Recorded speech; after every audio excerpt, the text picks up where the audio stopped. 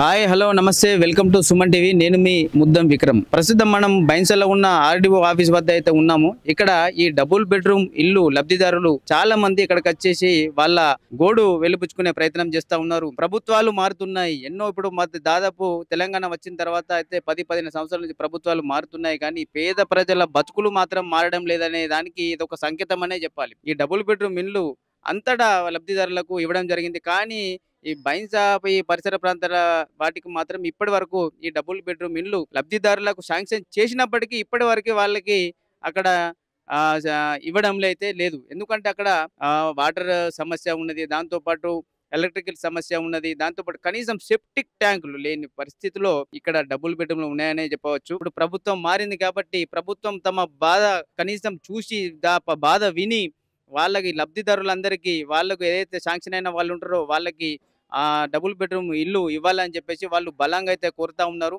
ఒకసారి ఈ double bedroom లబ్ధిదారులకు వాళ్ళకి అడిగి తెలుసుకుందాం వాళ్ళ బాధలు ఎలాంటివో. దాంతోపాటు ఈ డబుల్ బెడ్రూమ్లు ఇప్పటి వరకు ఇవ్వకపోవడానికి గల కారణాలు ఏంటో వాటన్ని విషయాలు మనం తెలుసుకుందాం.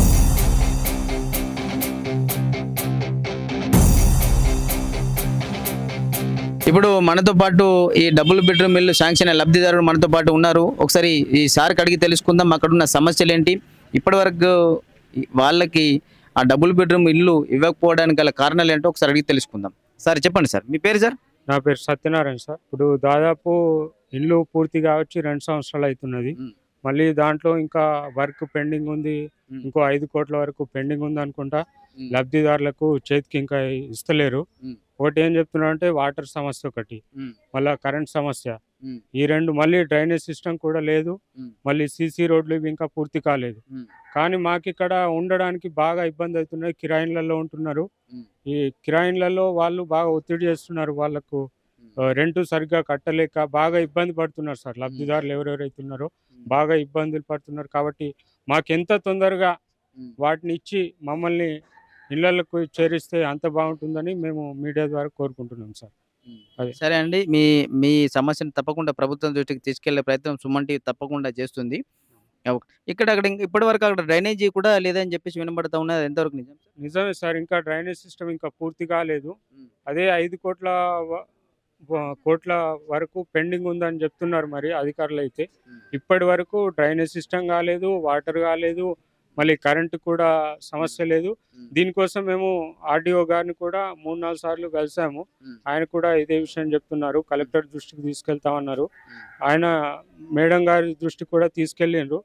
ఎంత తొందరగా ఈ ప్రాబ్లం సాల్వ్ అయితే మేము అంత బాగుంటుంది అనుకుంటున్నాం. మరియు ఎమ్మెల్యే గారిని కూడా కలిసాము. ఆయన కూడా చెప్పారు, మీకు వాటర్ ఫెసిలిటీ కానీ కరెంటు ఫెసిలిటీ కానీ మేము కల్పిస్తాము, మిగతాది మేము ఫర్దర్గా వెళ్తామని చెప్తున్నారు. మరి ఎంతవరకు పూర్తవుతుందో చూద్దాం. మాకైతే అల్టిమేట్ పోయి అక్కడ ఉండాలని ఉంది సార్. మీరు ఇదే విషయము మేము ప్రభుత్వం దృష్టికి మరియు ఆర్డీఓ గారికి విన్నవించుకోవాలనుకుంటున్నాం. అందుకోసం వచ్చాము ఇక్కడ. సో ఎంత తొందరగా ఆర్డీఓ గారు మాకు అలాట్మెంట్ చేస్తే అంత తొందరగా कोई इल्लल ఉంటాం సార్. अस्सलाम वालेकुम, हम भैंसे में रहने वाले हैं. हमको डबल बेडरूम सेक्शन होगा 2 साल हो रहा, मगर हम कंटिन्यू आईडी ऑफिस को 4 महीने से 7 महीने से फिर रहे. पहले गर्मा में फिरे, गर्मा के पूरे 4 महीने गए, फिर अब बारिश का महीना लग गया. बारिश में पूरे घरा में पानी है. हमारे 7-7 हज़ार किराया है. फिर करण का बिल माफ़ होगा बोल के फिर उल्टा उनको जो बिल आ रहा नहीं आ रहा सो भी पैसे देना पड़ा. हमारे वैरा है, हमारा मीटर है, हमको तुम देना पड़ता. हम करण का करे इसमें घरा में काम बोल के फिर वो किराया अलग ले रहे. फिर मजदूरी नहीं लग रही आदमियों को बारिश के दिन में, बच्चों को पढ़ाना लिखाना, फिर हमको घरा भी नहीं है, फिर घरा के किराया देना. हमको सरकार गवर्नमेंट खुद इंक्वायरी करके ऊपर से बन के दी. फिर ये बीच के आदमियाँ क्यों रोक रहे, हमको बीच में ही दखल अंदाजी क्यों दे रहे? हमारा जो हक था ना वो हमारा हमको दे देना था उन्होंने. हम गैर कानूनी तो जाके नहीं बैठ रहे.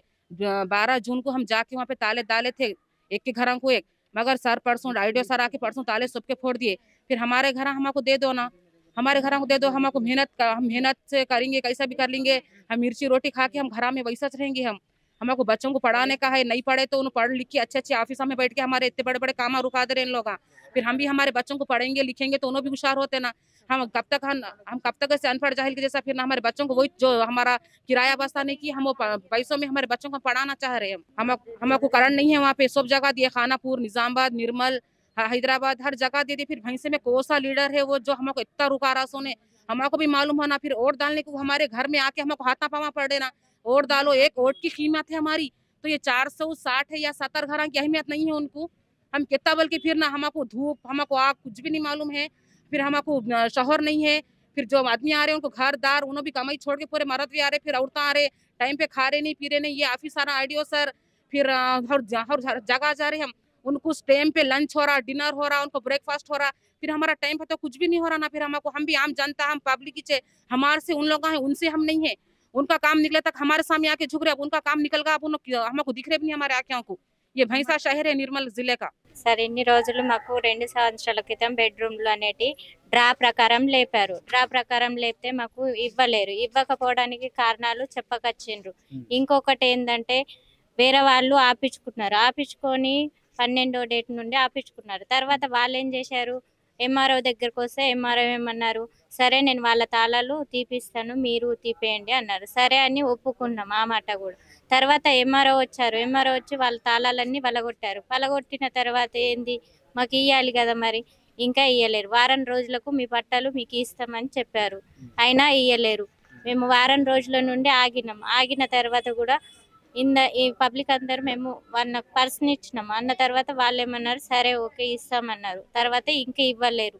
మరి ఏం సమస్య? ఇన్ని రోజులు వాళ్ళకు ఓటు ఉన్నప్పుడు మా దగ్గరకు వస్తున్నారు, అడుగుతున్నారు, ఓట్లు వేసుకుంటున్నారు. వేసుకున్న తర్వాత మా పిల్లల భవిష్యత్తు ఏంది, మాదేంది?